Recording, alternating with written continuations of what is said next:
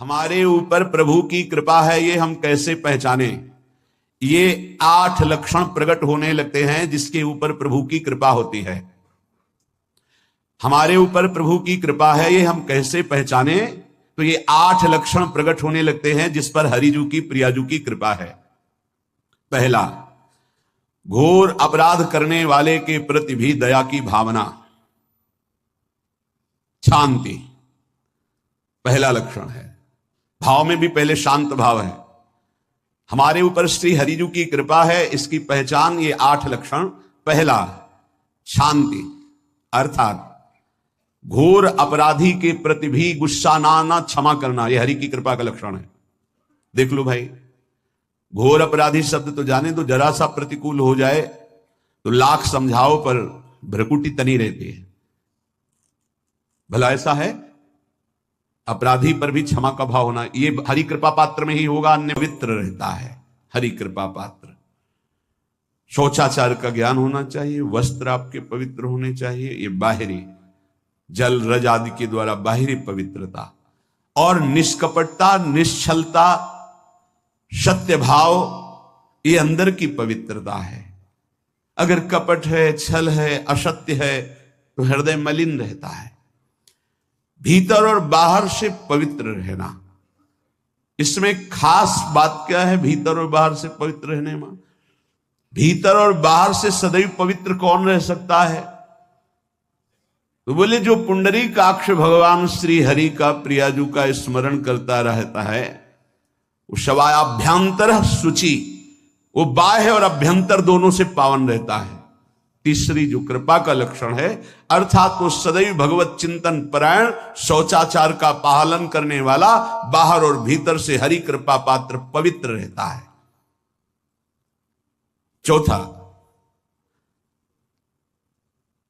ऐसे कार्यों का अनुष्ठान न करे जिनमें हमारा भजन छूटता है, जिनमें सत्य छूटता है, जिनमें भगवत भाव छूटता है।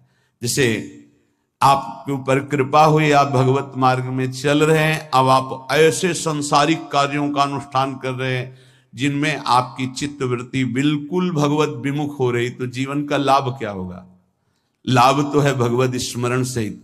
जैसे कल एक ने प्रश्न किया कि मैं खाता तो नहीं हूं लेकिन मांस के दुकान में मांस बेचता हूं, होटल आदमी, क्या उचित है? ये उचित कैसे हो सकता है? तुम और भी तो व्यापार कर सकते हो। जरूरी है धर्म का पालन करने की इच्छा करते हो, धर्माचरण करते हो, ऐसा नहीं। तो विरत बहुकर्मा, उन कर्मों से हमें विरत रहना है जो हमारे धर्म के विरुद्ध है, जो भजन के विरुद्ध है। हरि कृपा पात्र ऐसे कर्मों का 100 बार गिरे उठ, फिर खड़ा और चल और रौंद, अपने लक्ष्य को प्राप्त कर। ये गिरना और निराश होना, हताश होना, ये यहां तो कहते महाराज 1 माला रोज आपके लिए करता हूं कि आपकी बीमारी ठीक रहे, तो शेष किसके लिए करते हो प्रभु? शेष है अगर इष्ट और गुरु के लिए तुम्हारा है कि 1 माला करते तो फिर इतनी माला करते तो हमें क्या होगा? सब आपको दे देंगे तो हमें क्या होगा? तभी भजन का रहस्य नहीं जाना।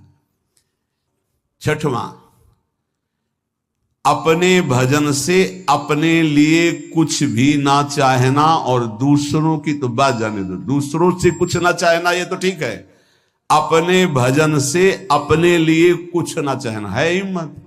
देखो ये हरि कृपा पात्र में हिम्मत होती है। अपना भजन अपने प्रयोग में ना लाना, इसका भी आंतरिक रहस्य है। अपने प्रयोग में आप शरीर को लेकर के बोलेंगे, अगर स्वरूप को लेकर तो प्रयोग की कोई वहां जरूरत ही नहीं, स्वरूप पूर्ण काम है, वहां कोई अभाव नहीं। जब आप कोई भाव अपने लिए करेंगे तो देह भाव होगा, देह भाव से किसी विषय की मांग होगी। विषय पूर्ति भजन का फल नहीं होता, भजन का फल होता विषय निवृत्ति। बहुत जोर की बात है, कैसे समझ में आए? अपने भजन का भी फल अपने लिए नहीं, दूसरों से कुछ चाह रखना तो बात ही जाने दो, भजन से भी कोई अन्य सुख की चाह नहीं हुई। क्या चाहिए? भजन ही बनता रहे, भजन का फल भजन बनता रहे, खूब निरंतर जप करते रहे।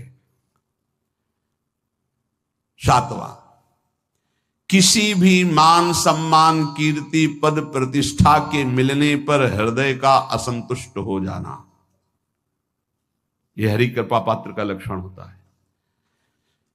प्रणाम नमस्कार जय हो तो हृदय में असंतुष्ट हो जाना चाहिए। कोई किंचन मात्र अभिमान न उदय हो जाए। प्रभु बचाओ, ये माया की चकाचौंध से बचा लो नाथ। कौन सा अपराध बन गया कि आपकी जय की जगह यहां हमको ऐसा सुनना पड़े। मान प्रतिष्ठा कीर्ति जिसके लिए बड़े बड़े लालायित रहते, हरि कृपा पात्र को विष की तरह चुभती है। और 8वां, किसी भी प्राणी समुदाय से संबंध ना रखते हुए सब पर दया की भावना, सब पर कृपा की भावना, सब पर करुणा मैत्री, पर किसी से ममता नहीं। ये सूत्र बहुत व्यवहार में प्रयोग करने योग्य है। सबसे करुणा और मैत्री, पर किसी से ममता नहीं। करुणा तो करी भरत जी ने,